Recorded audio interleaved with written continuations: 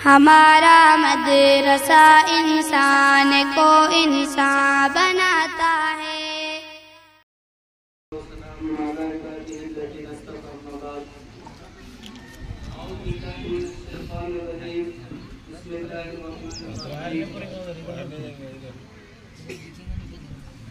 तमाम तारीफ़ें अल्लाह के लिए है जो बड़ा मेहरबान है। करोड़ों अरबों खरबों दरूद व सलाम हो नबी पाक सल्लल्लाहु अलैहि वसल्लम के ज़ात जिलाल रेहान कुर्सी ले दा जिनकी बरकतों से हमें ईमान मिला, कुरान मिला, हदीस मिली, जिंदगी गुजारने का तरीका मिला। मोहतरम मुअज़्ज़ज़ असातिज़ा किराम तलबा, ये हमारा आज का 15 अगस्त की मुनासिबत से है। 15 अगस्त 1947 को इस मुल्क को आज़ादी मिली। हम जानते हैं कि इस मुल्क पर अंग्रेज राज कर रहे थे और उन्होंने पूरे मुल्क को गुलाम बना दिया था। हमारे बुजुर्गों की कुर्बानियों की वजह से, उनकी जद्दोजहद की वजह से ये मुल्क आज़ाद हुआ और हम आज जो है तो आज़ाद मुल्क को सांस ले रहे हैं। इस मुल्क को आज़ाद करने के लिए सबसे ज्यादा अगर किसी ने कुर्बानियां की है तो वो मुसलमान है। मुसलमानों में भी उलमा का तबका, मुसलमानों ने इस मुल्क को आजाद करने के लिए जो कोशिश की है वो अपना लासुर ईमान का हिस्सा और इबादत समझकर जो है तो कोशिश की है। और दूसरे लोगों ने, दूसरे कौमों ने जो हिस्सा लिया है मुल्क की आजादी में, वो मुसलमानों की देखा देखी जो है तो उन्होंने हिस्सा लिया है। ये मुल्क चूंकि मुसलमानों से छीना गया था, 800 साल तक मुसलमानों ने हुकूमत की है और मुसलमानों से छीना गया था। इस वजह से मुसलमानों को ज्यादा गम था, ज्यादा अफसोस था, ज्यादा एहसास था और उनके इज्जत और वकार का मसला था, उनसे छीना गया था। इस वजह से ज्यादा तकलीफ मुसलमानों ही को दी गई। मुसलमानों के अरबी मदरसों पर बुलडोजर चलाए गए, उलमा को शहीद किया गया, कुरान पाक के नुस्खे जलाए गए, खरीद कर जो है तो कुरान पाक जलाया गया। तकरीबन पूरे हिंदुस्तान की तारीख में 80,000 मदारिस, छोटे बड़े मदारिस पर जो है तो बुलडोजर चलाया गया। और मुसलमानों के जो बड़े बड़े मालदार, रईस, नवाब, जागीरदार, उनके घरों पर, उनके हवेलियों पर, उनके साजो सामान पर मिनटों सेकंडों में जो है तो बुलडोजर चलाए गए। उनको निकलने की भी मोहलत नहीं दी गई। तारीख में मौलाना इनायत अली साहब एक बहुत बड़े जो है तो जागीरदार और बहुत बड़े जमींदार, बहुत नवाब रईस थे कलकत्ता के, बड़े मालदार थे। ईद का मौका था, ईद के दिन जो है तो फजर के बाद इनको घर से बाहर निकाला गया। इनकी औरतों को ऐसी इज्जत मार, पर्दा नशीन खवातीन जिनको कभी आसमान ने नहीं देखा, ऐसी औरतों को उनकी इज्जत, उनको जो है तो घर से बाहर निकाला गया और उनके हवेली पर बुलडोजर चलाया गया। और ये 1 साल 2 साल नहीं 50 साल तक जो है तो अंग्रेजों ने नंगाना इस मुल्क में किया। चुनांचे तारीख में मशहूर है कि शिमला में जलसा हो रहा था, मौलाना हुसैन अहमद बद्री रहमतुल्लाह अलैह भी उस जलसे में जो है तो शरीक थे। अंग्रेज मुतबिर था और वो कहने लगा गुरूर और तकब्बुर के मारे कि कौन है जो हमको इस मुल्क से, हिंदुस्तान से निकालेगा। तो मौलाना हुसैन अहमद बद्री ने कहा कि बंदा हम तुझको इस मुल्क से निकालेंगे। तो कहने लगा नहीं नहीं नहीं, मैं आपके लिए नहीं कह रहा था, मैं दूसरों के लिए कह रहा था, आपके लिए नहीं कह रहा था। मौलाना ने जो है तो अपने गिरेबान को के बटन खोले और उसके बंदूक की तरफ जो है तो सीना पेश किया और कहा कि बंदा हम तुमको इस मुल्क से निकालेंगे। दिल्ली की जामा मस्जिद और इसी तरीके से लाल किला और जामा मस्जिद आपके सामने है। लाल किले के सामने जो है तो अंग्रेज बड़े बड़े तोप खाने रख देते थे और मुसलमानों को, उलमा को लाते थे और तोप के सामने जो है तो उनको उड़ाया जाता था। जब तोप के सामने उड़ाया जाता था तो हड्डी आधा, खून आधा, जिस्म के चिथड़े चिथड़े जो है तो बिखर जाते थे और सब जो है तो कुर्बान की तरह लुढ़कते थे। लेकिन कोई भी जो है अंग्रेज के सामने झुकने के लिए तैयार नहीं था। लाहौर की शाही जामा मस्जिद जहाँ पर अल्लामा इकबाल रहमतुल्लाह अलैह की मज़ार है, उसके पीछे एक बड़ा मैदान था। अंग्रेजों ने जो है तो वहाँ पर एक बड़ी कढ़ाई में जो है तो तेल गर्म किया, उबलते हुए तेल में 50 उल्मा को कैद करके लाए और एक एक को जो है उसमें डालते रहे। और जब पहले वाले को डालते तो पिछले वाले को कहते कि तुम कहो कि हिंदुस्तान से अंग्रेज को निकालना जो है तो जुर्म है। तो किसी भी आलिम ने जो है तो मरना पसंद किया सबने, लेकिन किसी ने भी नहीं कहा कि नहीं, इस मुल्क से जो है तो अंग्रेज गासिब है, बदमाश है, चोर है, डाकू है। वो जो है तो तिजारत के बहाने से इस मुल्क को आकर उसने कब्जा किया, ये हमारा मुल्क है, नहीं रह सकता। चुनांचे सबसे पहले शाह अब्दुल अजीज मोहम्मद देलवी रहमतुल्लाह अलैह ने फतवा दिया कि अंग्रेज को इस मुल्क से निकालना जो है तो फर्ज हो चुका है, इसकी फौज में भर्ती होना नाजायज है, इसका ताउन करना जो है तो नाजायज है। जितना भी बाइकाट किया जा सकता है अंग्रेजों का बाइकाट करो, इससे लड़ो, इनको निकालो इस मुल्क से। सबसे पहले टीपू सुल्तान शहीद ने जो है तो शाह अब्दुल अजीज मोहम्मद देलवी के फतवे पर अमल किया और अंग्रेजों से जो है तो सिराज नवाबुद्दौला ने जो है तो पलासी के मैदान में सबसे पहले अंग्रेजों से जंग की। मुसलमानों ने इस मुल्क के चप्पे चप्पे में जो है तो अंग्रेजों से जंग की और फरसर बेकार रहे, खून को बहाया, गर्दनें कटाई, लेकिन जो है तो मुसलमान अंग्रेजों के सामने नहीं झुके।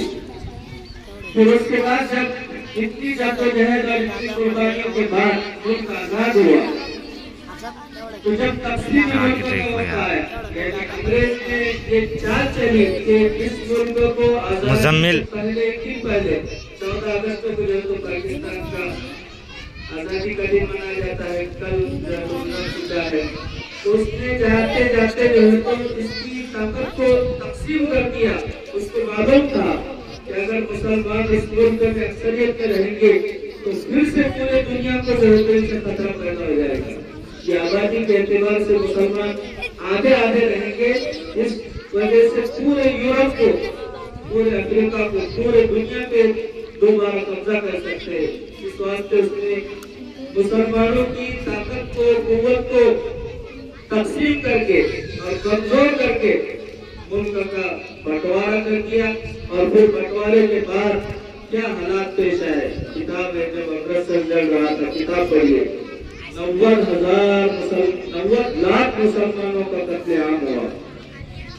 जब दिल्ली से मुसलमान निकलते थे, हिंदुस्तान के शहरों से निकल कर पाकिस्तान की तरफ जा रहे थे, तो जब 1000 लोग निकलते थे तो पाकिस्तान में पहुंचते पहुंचते 50 रह जाते थे। बीच में सिख लोगों ने एक उद्यम मचाया हुआ था और सत्याग्रह हो रहा था और इज्जत माफ पर्दा नशीन खवातीन जिनको कभी आसमान ने नहीं देखा, इसकी औरतें अपनी इज्जतों को बचाने के लिए कुएं भर रही थी, कुएं में जो तो जान दे रही थी, खुदकशियां कर रही थी। लंबी दास्तान है। मुल्क को आजाद होने के बाद भी मुसलमानों को चैन सुकून नहीं मिला।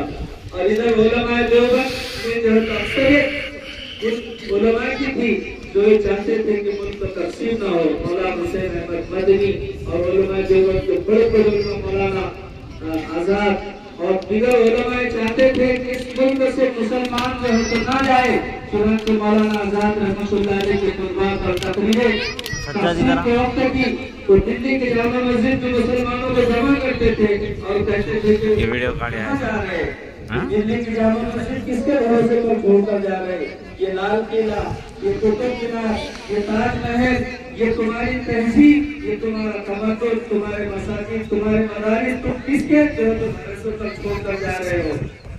अभी तुम्हारा काफिला गंगा के किनारे पर आया था और तुमने इस मुल्क को संवारा था, तहजीब दी थी, तमद्दुन किया था, जीने सीने का तरीका तुमने सिखाया था। तुम ये मुल्क किसके भरोसे पर छोड़कर जा रहे हो?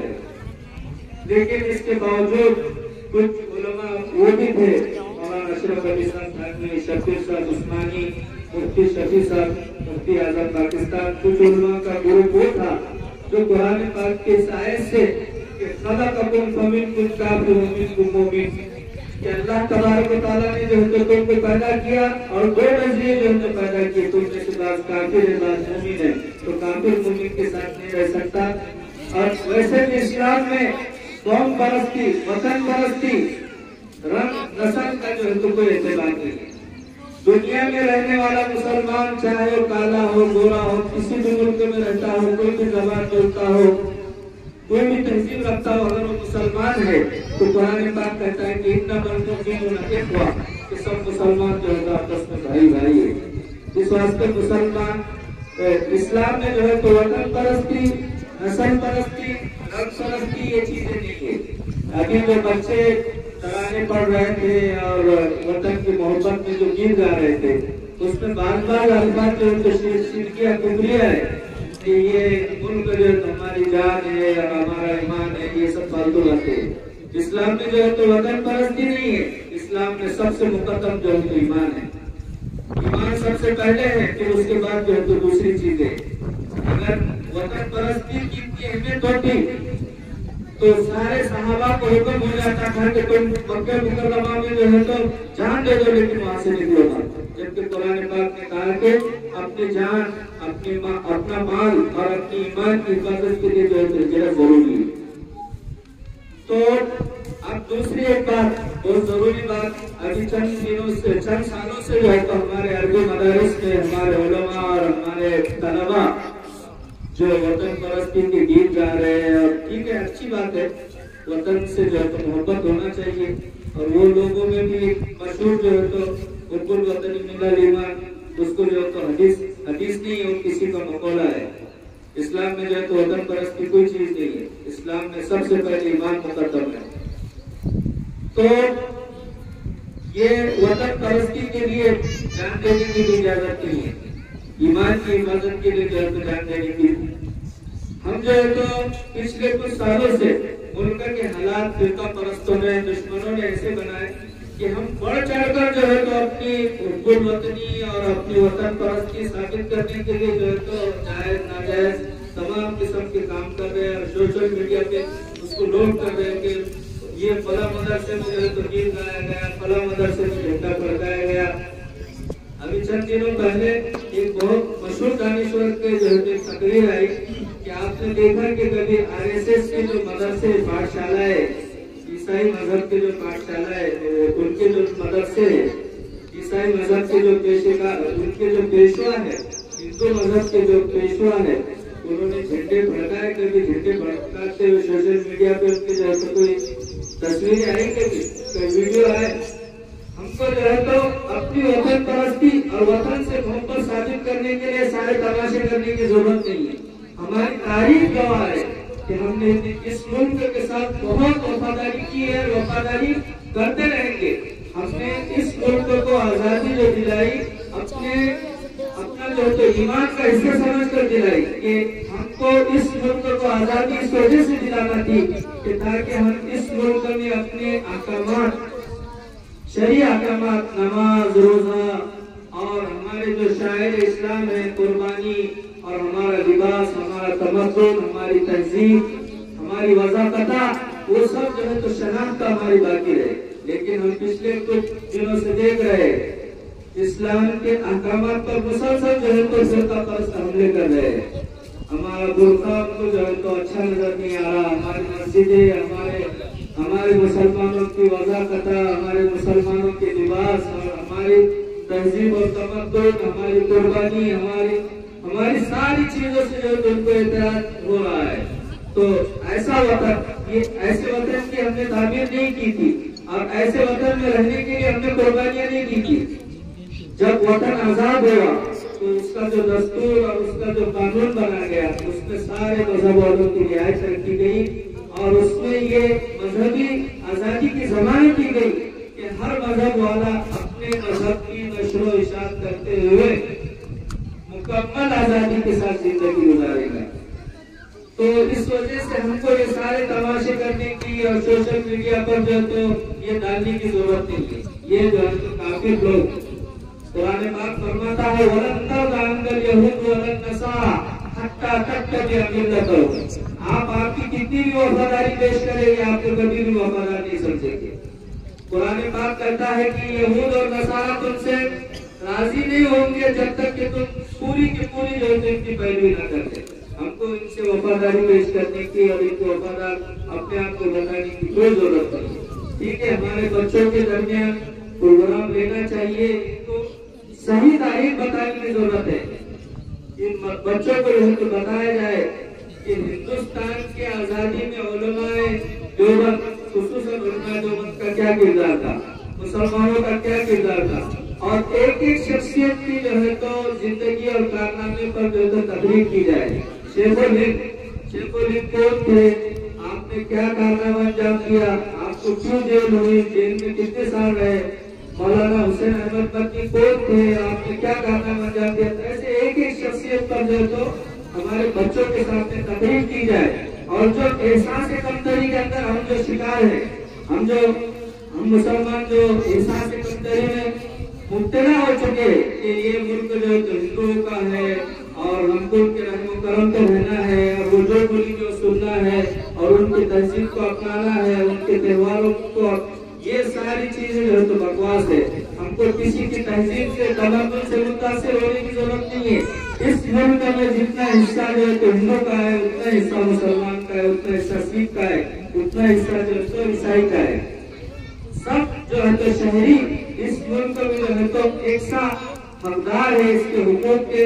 हम जो है तो ऐसे एहसास कमतरी का शिकार ना हो और अपने आने वाले नस्लों के सामने ऐसे बुज़दिली, कम हिम्मती, एहसास कमतरी की बातें ना करे कि ये मुल्क जो है तो हिंदुओं का है। ऐसा नहीं, ये मुल्क सब कौमों का है और हमने ज्यादा कुर्बानियां दी है। दूसरे कौमों का पसीना नहीं बहा उतना हमारा खून बहा है और हमने बहुत ज्यादा पूरी तारीख जो है हिंदुस्तान की तारीख हिंदी जबान में भी है, मराठी जबान में भी है, अंग्रेजी जबान में भी है, उर्दू जबान में भी है। हम तारीख पढ़े और अपने बच्चों के सामने तारीख बताए, अपने बड़ों की तारीख बताए।